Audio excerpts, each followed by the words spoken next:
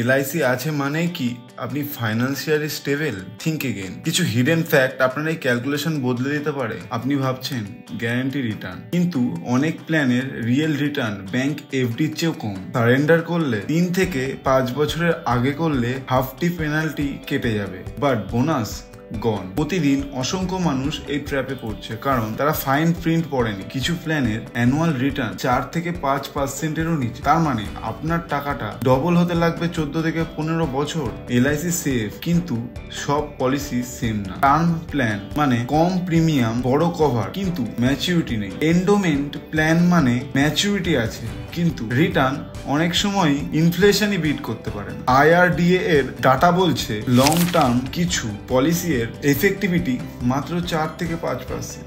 আপনি কি এগুলো জানতেন? পিন কমেন্টে কোন পলিসি কোন উদ্দেশ্যে ভালো, সারেন্ডার করলে লস কমানোর উপায়, অফিসিয়াল এলআইসির ক্যালকুলেটর লিঙ্ক দেওয়া আছে। ইনভেস্ট করার আগে এই লিস্টটি দেখে নিন, কারণ ইনভেস্ট করা মানে দীর্ঘমেয়াদী ক্ষতি। ফলো এবং সাবস্ক্রাইব করুন থিঙ্ক অ্যান্ড গ্রো চ্যানেলটিকে এরকমই সহজ কিন্তু গুরুত্বপূর্ণ তথ্য পাওয়ার জন্য। কোনো কোশ্চেন থাকলে কমেন্টে অবশ্যই জানাবেন।